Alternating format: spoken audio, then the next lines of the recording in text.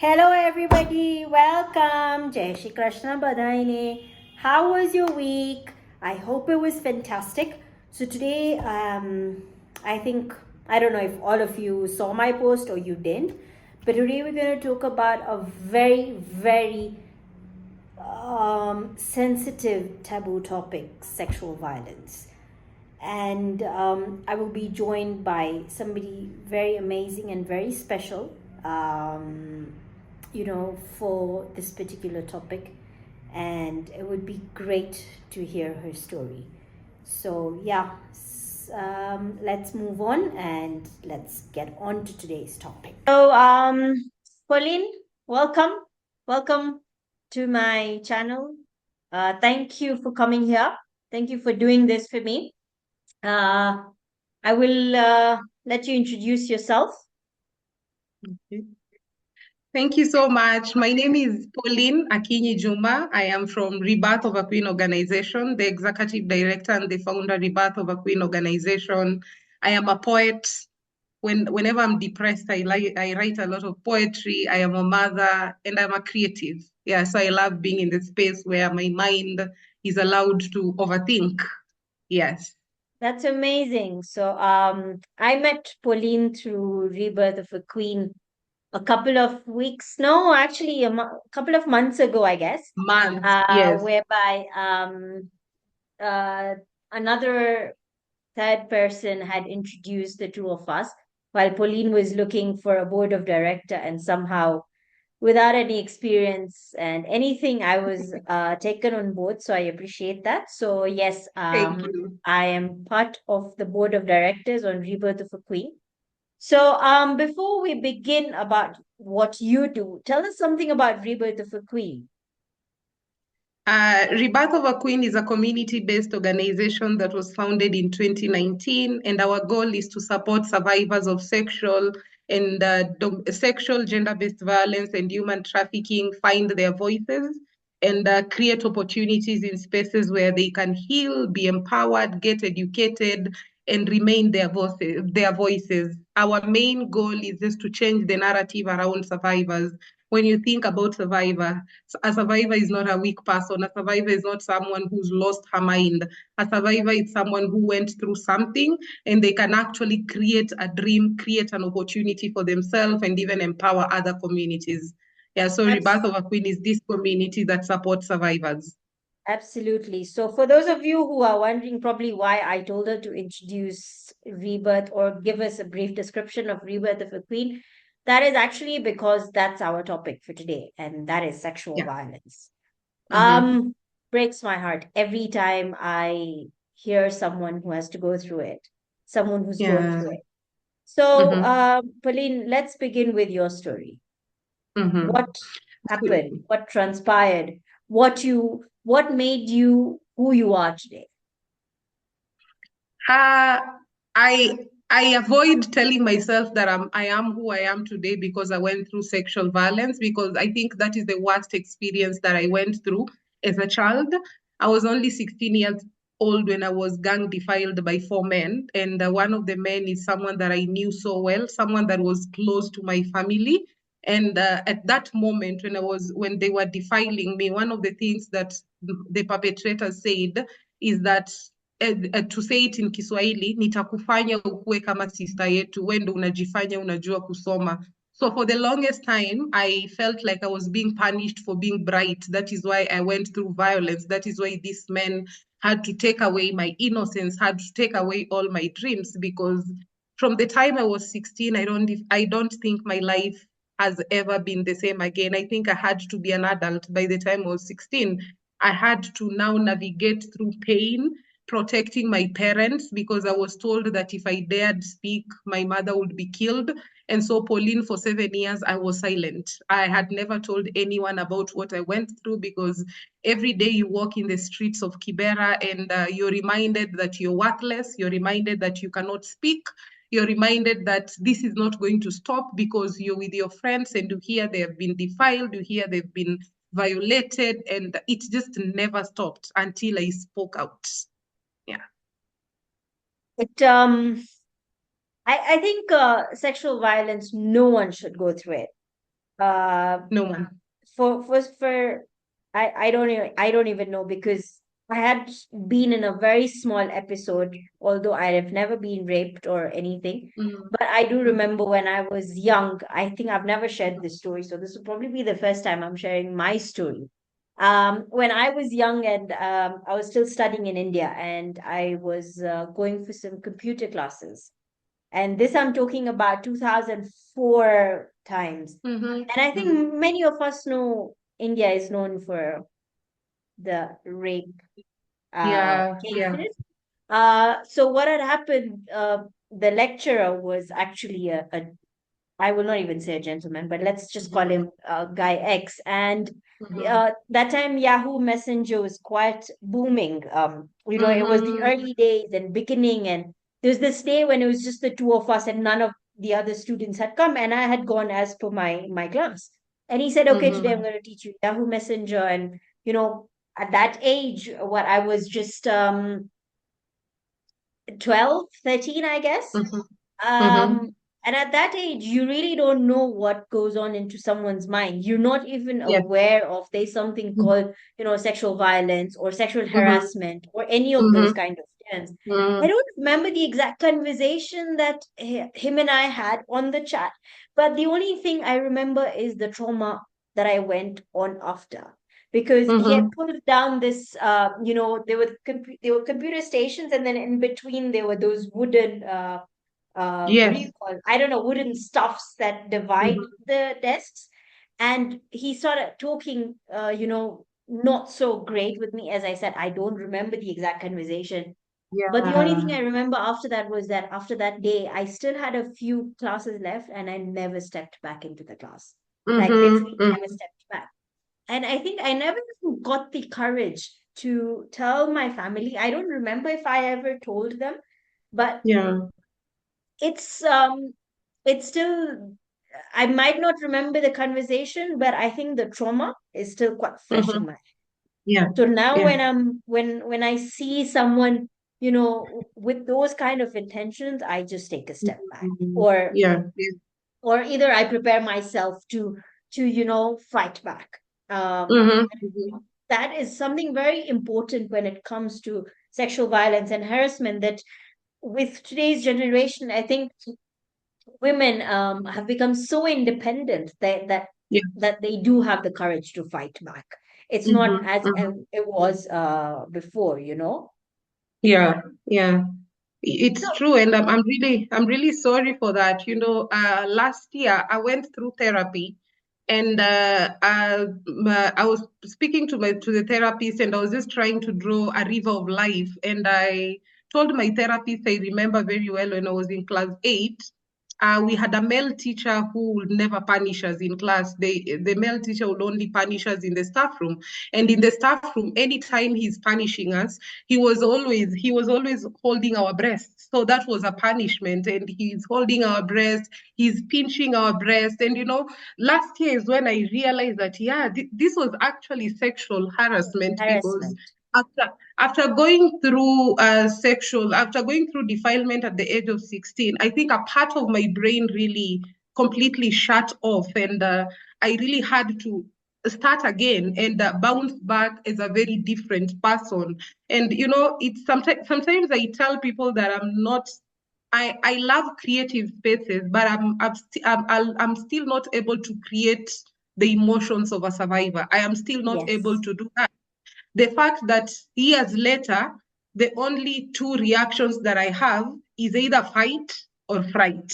If anything Yes. happens, it's either I'll want to fight back, or I'll just be so scared or go numb. It's just so scary. And sometimes I'm like, I wish people would know the trauma that actually survivors go through. It's not something that we ever heal from it. It's Yeah. not something that we actually forget about it. And also the culture around Christians. I've been raised as a Christian. You're being told to forgive. You're being actually forced. It's not told. You're forced to forgive. It's just one of the things that this is a conversation that sometimes I want to have it everywhere, so that people will understand sexual violence or harassment, and something that we keep telling survivors or each other is that a trauma is a trauma. Whether you were Yes. sparked on the road with a conductor, whether you were defined, whatever it is that you went through, you didn't deserve to go through. And the reason why survivors actually go silent is the fact that, when I came out 7 years later and talked about my story, the same community kept saying that, I'm a loud mouth. Maybe I deserve it. Maybe I was dressed up badly. And, these are some of Yes. the things that actually make survivors, even right now, don't speak about their Don't story. Yeah. absolutely. I mean, and I think it's not just within Christians. I think even in Mm-hmm. India, Mm-hmm. when people say that, oh, she was raped, the fault is Mm-hmm. always the girls. Oh, Yes. she might be exposing or revealing, she might be revealing Yeah. too many clothes, or she might have, Mm-hmm. taken the first step. No, Mm-hmm. why can Yeah. we not raise our men, the boys Mm-hmm. of today's society, so well Mm-hmm. that she can be roaming naked on the road and nothing Mm-hmm. happens Mm-hmm. to you? And you're Yeah. not Yeah. tempted to do Mm-hmm. anything with her. Why? When men Mm-hmm. roam with shorts, we don't go raping them. Yes, I know there are cases of men being raped as well, but the Mm-hmm. ratio Mm-hmm. of men raping Mm-hmm. women versus the other way around is so less, and yet men do Yeah. roam in shorts so freely. Yeah. Why? Are we Yeah. not humans? Are we made of a different species? Or just because we are women, we are Mm-hmm. told to, not go thinking in that direction, or that's how we are Yeah. brought up. So if we are brought up Mm-hmm. that way, then why are the boys? Or I'm not blaming the parents. I would say the parents do their best to bring up their kids Mm-hmm. in the best way Mm-hmm. possible, but you Mm-hmm. just don't know what goes through these men's minds. I Yeah. just don't know what they think at Mm-hmm. that point in time of Mm-hmm. harming somebody. Don't they think that, they've also given birth? I mean, they've also been Yeah. given birth by a woman. They have Mm-hmm. a sister, Mm-hmm. they probably have a wife, they probably have a Mm-hmm. daughter. What if the Yeah. same thing another man does to those? Mm-hmm. How will Mm-hmm. you react to that at that point in time? And it's true what you're saying, and it's not just I don't think it's just in Christianity where you're told to forgive. Mm-hmm. I think in Mm-hmm. even even in India, I think sometimes when a girl will go and say to the family that, oh, a family member has done it, somebody close, they'll be told, Mm-hmm. oh, just leave it, there's nothing like that, Yeah, you're this just is funny. overthinking, Yeah. this Mm-hmm. and that. We always try to cover these things up. That Mm-hmm. actually makes me ask you, why do you think talking about sexual violence is actually a taboo topic and yet it harms somebody mentally and physically? I think we live in a very patriarchal society, even in Kenya, and the reason why sexual violence was made a taboo because it's always the women who carry the burden of everything, and that is how it was passed down even to survivor. It's always the survivor to carry down the burden. You went through violence. It was not. I keep telling girls and I keep telling survivors that at no point should you ever think that you going through violence was actually your mistake. It is the perpetrator's mistake. It is not your mistake. Whether you are naked or not, the moment you say no, the moment it is now Yes. forced, it is wrong. And the reason Yes. why it is made a taboo for us to speak about it is because until now, we are still struggling as women in our communities to find our voices. That is why women like me are being so loud. That is why in some communities we are a black sheep because no, women are not supposed to speak about this. Supposed to. A woman is Yes. not supposed to speak about being violated. They'll tell you this is a family issue. Don't let other people uh, Know about it. talk about it. And when you talk about it, you'll carry the shame. And I keep telling people that for the longest time, there are three things that I carried gracefully: shame, guilt, and fear as a woman, because that is something that was instilled in me. You're not Yes. speaking about how you were defiled, you're seeking attention. Why do you want everyone to know what you went through? And at the end of the day, we speak about our story so that another person will not go Person. through it, so that Absolutely. so that the world stop looking at survivors as people who cannot actually think by themselves. That is the reason why we tell our story. And I feel like we need to go back to our communities. We need to go back we need to go back and have conversations even with children. Teach children their private parts. Teach children that nobody should touch them. Yes. Teach our children how to respect, each other, how to speak about issues when they happen, because I stayed silent for 7 years. Women stay silent even for 50 years. They Forever. don't speak about Forever. it There are women who will forever. probably never talk. Yes. Just because And and yeah, you're saying? and I'm saying, and it is something traumatic because you've gone through pain, you don't ever speak about it, and you see it happening each and every single day on the television. You see it happening. Like right now, we have a Absolutely. whole protest. The number of sexual violence that is happening even at this moment, we cannot even start thinking about it. Absolutely. Absolutely. Yeah. And I completely agree with you. And part of not speaking becomes also for one of the reasons that, oh, my family will be shamed. I will be shamed. Yeah. What will Yeah. the society say? And I think I said this in my previous video that most Mm-hmm. of the taboo tech topics actually exist because what will society say? I mean, when will we get Mm. over with this society? Yes. Let the Yes. society say what they want to say. Mm-hmm. They're not Mm-hmm. walking our path. They're not Yeah. paying our bills. They are not Mm-hmm. going through the pain we are going through. So Mm-hmm. Mm-hmm. who are they to judge us? Yeah. Literally, who are they to judge us? So me And today, so many. Yeah. for me today, who matters to me is my in-laws, my dad's Mm-hmm. side of the family, and my Mm-hmm. husband.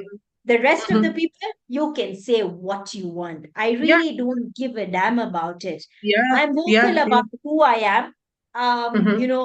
As long as my family knows what I am, who I am, and what I'm going Mm-hmm. through, Mm-hmm. that's Mm-hmm. what matters to me. What the Yeah. society will say, if I would be thinking of what the society will say, I think I would have not even started this YouTube channel.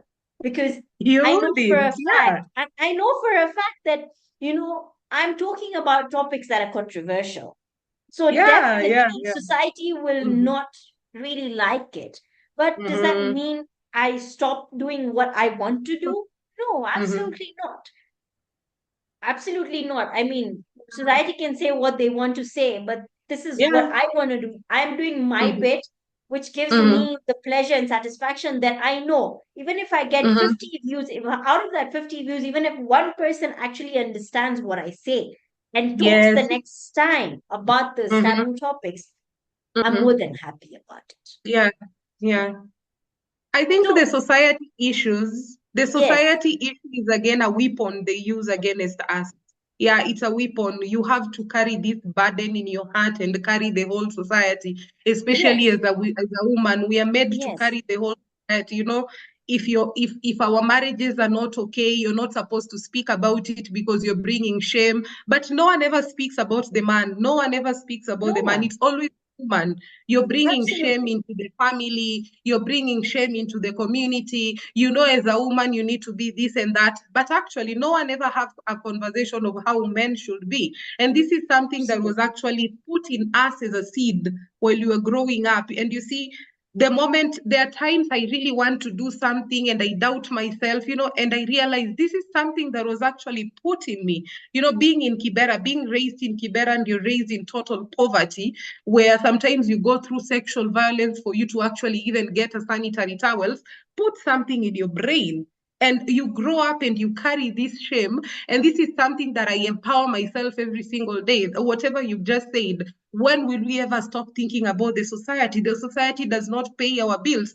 If today I go bankrupt and I don't feed my children, they will laugh at me.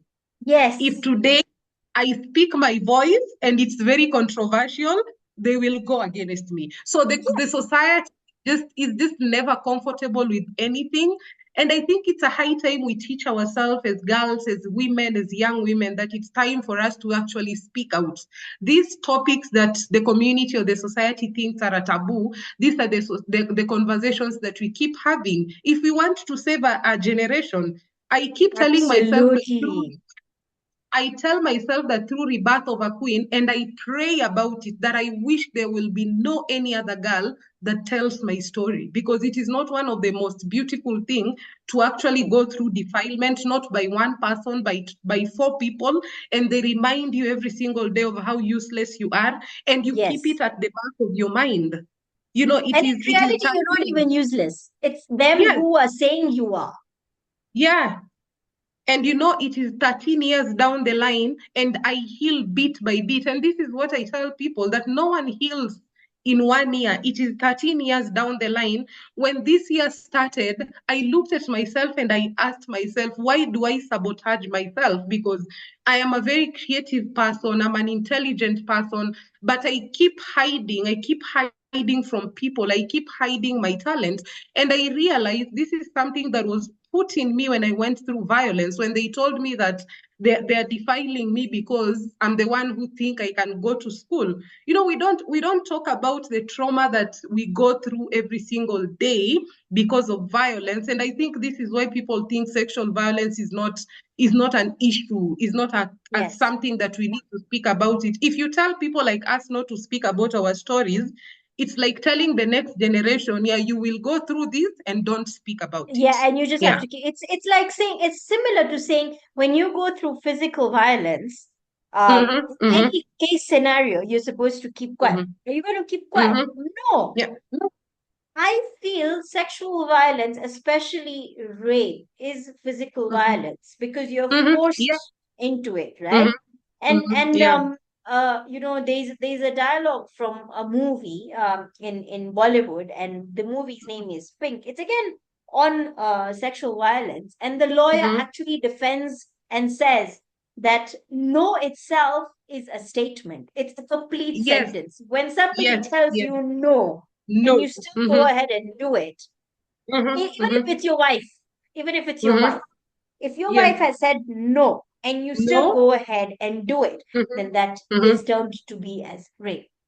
It's Yes. very Yes. simple. Anything, Yes. and I think it's not just for rape, but I think even in terms of just generally, when you say no to something, that means you're Mm-hmm. not agreeing to it. And if you're forced to do it, that's just a force. It's very That's simple. violation. Yeah. Yeah. That's your privacy and your space violation, I feel. Mm-hmm, And I mm-hmm. think that's why it said that no itself is a complete sentence. It's not a Yes. word.